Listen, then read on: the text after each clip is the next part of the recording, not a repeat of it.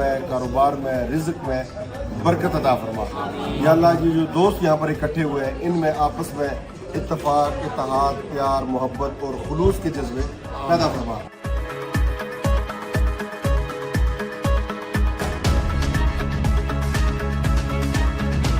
मशरक़ी London में ज़ी 89 TV के CEO और मुमताज़ अदाकार ज़ी अली ने एक इफ्तार पार्टी का इनेकाद किया, जिसमें मीडिया के नुमाइंदों के साथ साथ करीबी दोस्तों ने भी बड़ी तादाद में शिरकत करके इस तकरीब को यादगार बनाया।